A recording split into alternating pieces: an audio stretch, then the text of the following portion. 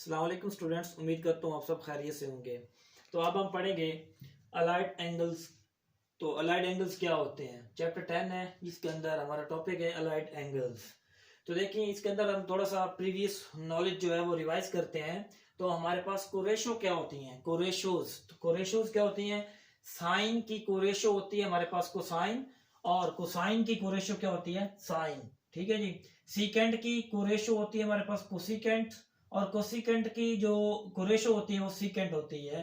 Tangent कोटेजेंट होता है, और कोटेजेंट के लिए दोबारा टेजेंट। ये इनके एक दूसरे की कोरेशो पड़ी है, साइन की कोस और कॉस की साइन। इसी तरह सीकेंट की कोसिकेंट, कोसिकेंट की सीकेंट। टेजेंट कोटेजेंट, कोटेजेंट का अगेन टेजेंट। ये दूसरे के क्या है, कोरेशोज हैं। तो अब हम बात करते हैं क्वाड्रेंटल एंगल्स क्या होते हैं। इसके लिए हमारे पास तीन जो है इसके पार्ट है।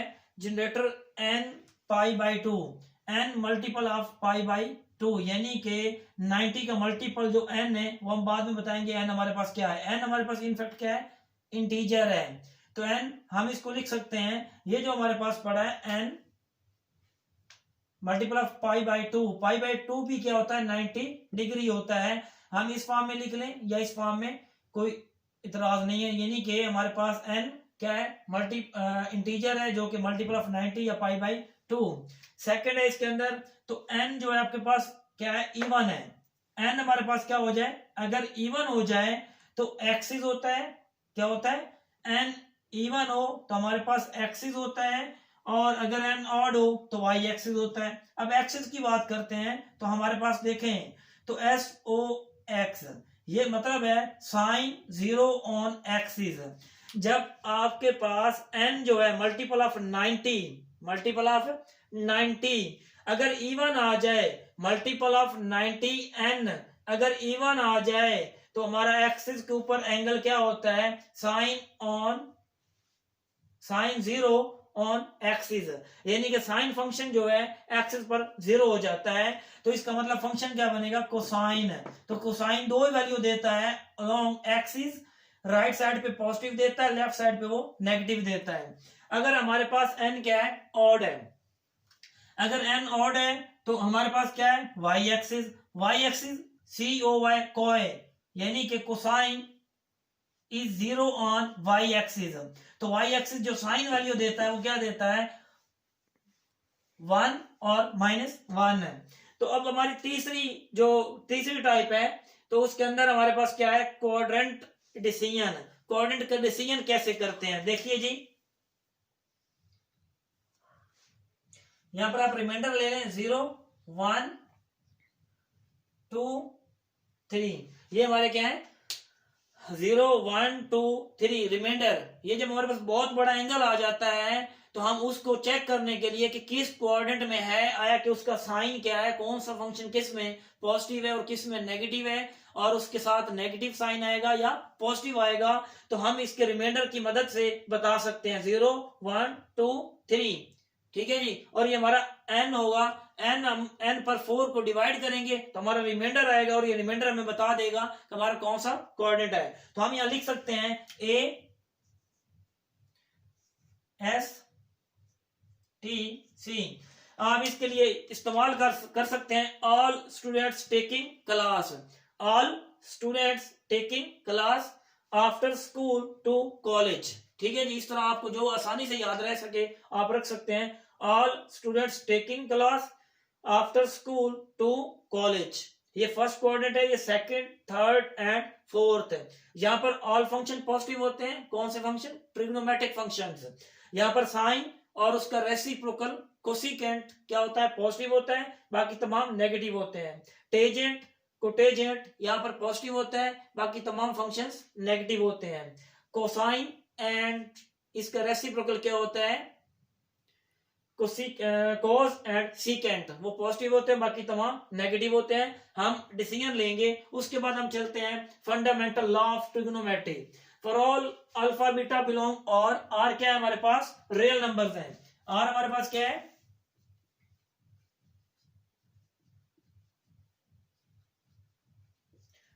जी आर हमारे पास क्या है, रियल नंबर्स हैं। तो cos into alpha minus beta is equal to cos alpha cos beta plus sine alpha sine beta. याद रखिएगा कोसाइन जब भी आएगा तो ये कोसाइन फंक्शन साथ साथ आएंगे, साइन और कोसाइन साथ साथ आएंगे। अगर साइन हो तो उनमें मिक्सचर होगा साइन और कॉस का, कोसाइन के अंदर कोसाइन साथ साथ होंगे और साइन भी साथ साथ होंगे। तो ये हमारे पास है फंडामेंटल लॉ ऑफ ट्रिग्नोमेट्री। अमूमन लॉन्ग क्वेश्चन पेपर में आ भी जाता है, prove that fundamental law of trigonometry, जो कि हम ऑलरेडी चैप्टर 10 में ही प्रूफ कर चुके हैं। अब हम बात करते हैं डिडक्शंस। क्या बात करते हैं? डिडक्शंस जी।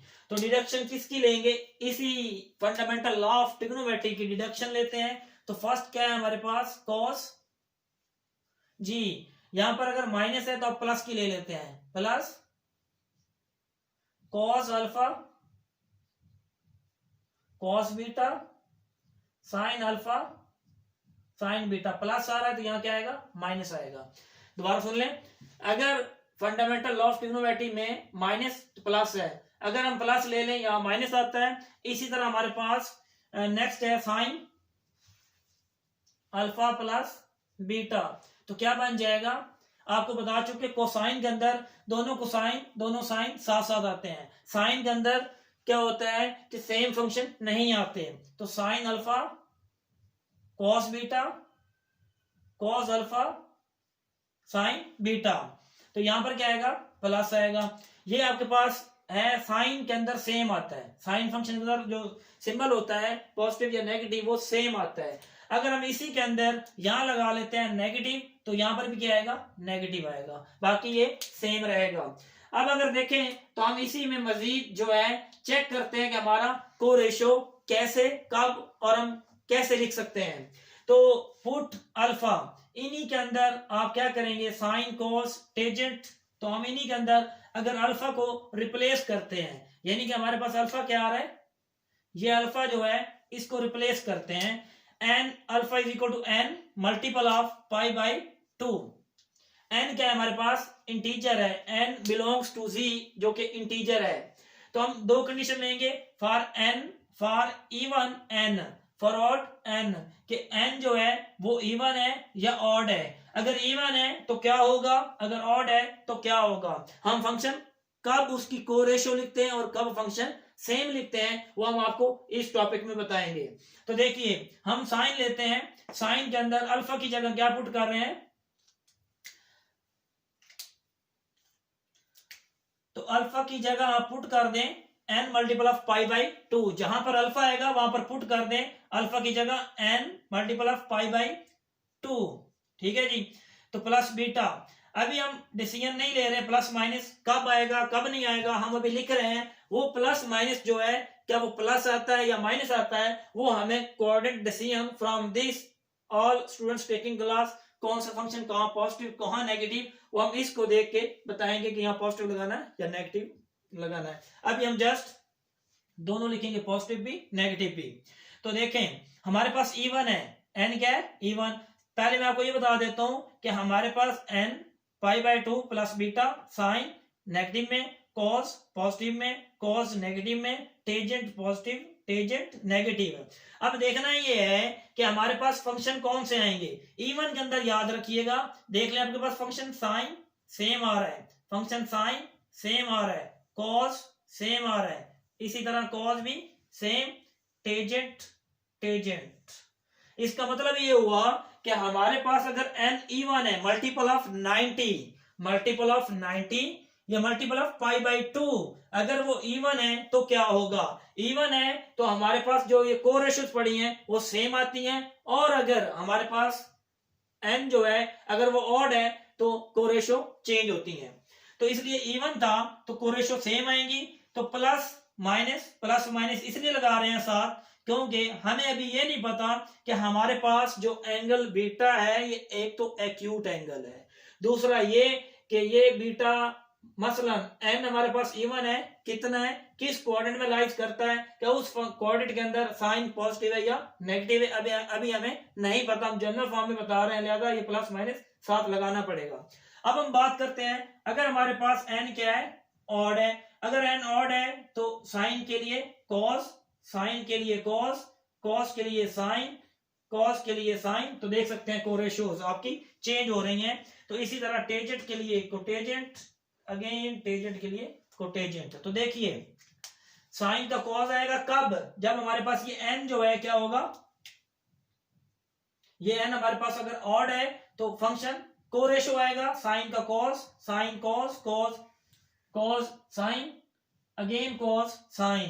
तो टेजेंट कोटेजेंट, तो टेजेंट कोटेजेंट, यानी कि इनके को रेशियोज हमारे तब चेंज होते हैं जब हमारा एन क्या हो, एन हमारा ऑड हो, इवन हो तो फंक्शन सेम आता है।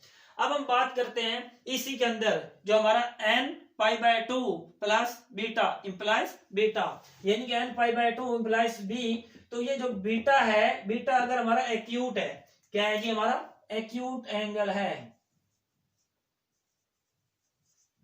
एक्यूट एंगल क्या होता है, angle which lies between 0 and 90 degree. ना वो 0 हो ना वो 90 डिग्री हो, बल्कि वो इसके दरमियान में लाइज करता हो, तो हमारे पास क्या होता है, acute angle. Angle beta is called acute because beta lies between 0 and 90 degree. तो एन क्या है हमारे पास, एन बिलोंग टू जी, तो हमारा ये क्या कहलाता है, ये हमारे पास कहलाता है अलाइड एंगल। ये क्या कहलाता है जी, अलाइड एंगल। तो आइए अब हम अलाइड एंगल की डेफिनेशन पढ़ते हैं। अलाइड एंगल की डेफिनेशन क्या है, the angles associated with allied angle, the angles associated with basic angles of measure theta to a right angle और its multiple are called allied angles. तो वो यही कह रहा है कि angles associated with basic angles of measure theta to a right angle. Right angle का क्या मतलब है कि 90, ये हमारे पास क्या है 90 का मल्टीपल है, तो its multiple are called right angle और its multiple are called allied angles. दूसरे से हम ये भी कह सकते हैं, so the angles of measures 90 plus minus theta, 180 plus minus theta, 270 plus minus theta, 360 plus minus theta are known as allied angles. तो याद रखिए जो हमारे on axis, on Y axis angles होते हैं वो हमारे पास क्वाड्रेंटल एंगल्स कहलाते हैं। Terminal start from origin and जिसका इनिशियल जो होता है, टर्मिनल ऐसा जिसका इनिशियल जो है वो आपका ओरिजिन पे हो और उसका टर्मिनल क्या किस पे हो, टर्मिनल उसका एक्सिस पे हो, वो वाई एक्सिस हो या एक्स एक्सिस हो। अगर टर्मिनल का इनिशियल जो है वो आपका ओरिजिन पे हो और टर्मिनल जो एंड पॉइंट वो कहां पर हो, आपका एक्सिस पे हो, तो वो क्वाड्रेंटल एंगल कहलाते हैं। जो एंगल्स इनके दरमियान में लाइज करते हैं 0 90 के दरमियान में, यानी कि एंगल्स जो 0 से प्लस माइनस, 90 में प्लस माइनस कम या ज्यादा, 180 में कुछ ऐड या सब्ट्रैक्ट करेंगे, 270 360 में, वो हमारे एंगल क्या कहलाते हैं, अलाइड एंगल। इसी तरह हमारे पास ये देख सकते हैं आप, तो ये एंगल्स क्या है हमारे पास, ये एंगल भी हमारे पास अलाइड एंगल्स ही कहलाते हैं। If theta is acute, theta क्या है आपके पास, ये मैं यहाँ थीटा ले रहा हूं लेकिन यहाँ पर बीटा है, अगर theta is acute n belong to Z, then this is, ये जो आपके पास पड़ा है n multiple of pi by 2 plus minus theta are allied angles of theta. Example ले लेते हैं अब, allied angles of 30 degree, 30 degree के अलाइड एंगल क्या हो सकते हैं, इसी की मुनासबत से या यहां से आप ले सकते हैं 90 में कुछ ऐड करें, कितना 30, तो हमारा अलाइड एंगल क्या बनता है 120 बनता है। कितना बनता है जी 120। देखें 90 में 30 का अलाइड एंगल क्या क्या मतलब है, 90 में 30 ऐड कर दें क्या बनता है 120। तो अब देखें 180 में अगेन 30, यानी कि नेक्स्ट क्या है 180 में 30 ऐड करें तो आपके पास बनता है 120 to 10। इसी तरह आप 270 में 30 ऐड कर दें 300, तो 360 में 30 ऐड कर दें 390। अगर हमने अब ऐड किया है, अगर हम सब्ट्रैक्ट करते हैं इन्हीं में 90 में 30 सब्ट्रैक्ट कर दें तो आपके पास अलाइड एंगल क्या बनता है 60 बनता है। 180 में 30 सब्ट्रैक्ट कर दें तो आपके पास 150 बनता है। तो 270 में 30 सब्ट्रैक्ट कर दें तो 240 बनता है। और इसी तरह 360 में से 30 सब्ट्रैक्ट कर दें तो 330 सो ऑन। ये आपके पास आप जितने मर्जी लिखना चाहे आप अलाइड एंगल लिख सकते हैं। दूसरी बात ये क्या एंगल पॉजिटिव नेगेटिव क्या हो सकते हैं। एंगल्स आपके पास अलाइड एंगल क्या हो सकते हैं, पॉजिटिव नेगेटिव दोनों हो सकते हैं।